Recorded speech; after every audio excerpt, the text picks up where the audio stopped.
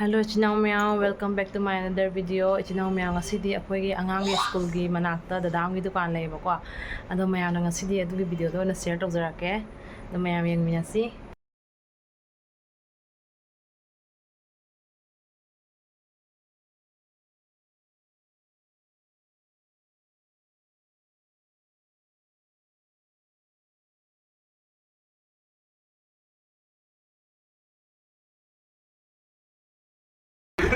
Madam kita na roll pura mamay dukan e phangi.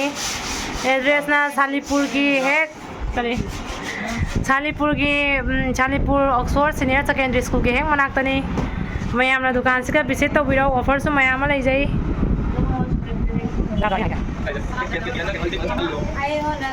Khang ngau na. Kina khang ngau na ma video di jaw renga. Mayam na maitai gi makal ki item leijai.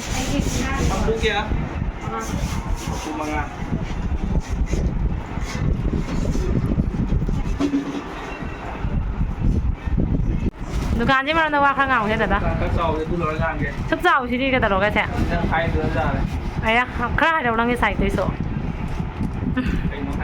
aya mayam lau discount pi ni kon na hota mayam puna was mine business tau yum da tham na lai na roi si thabo ta hodo koi ta business tau loi ka mai tau ni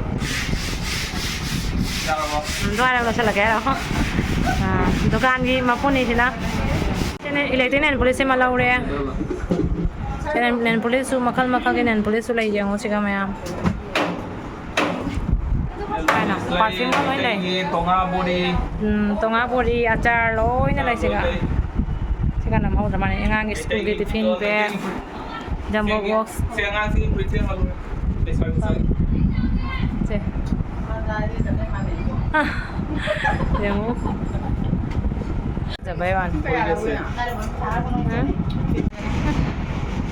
Ada tiron nyam đi.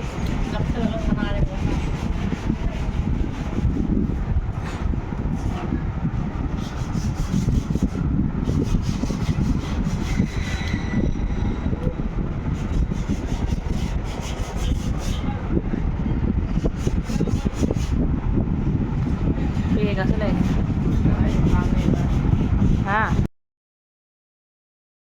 Ado ay video se ngasigidi matangsida loisanjarage ichinaw mayamna like amaju share subscribe tawba kaubirongano ado mayam next video dong phagnarasi.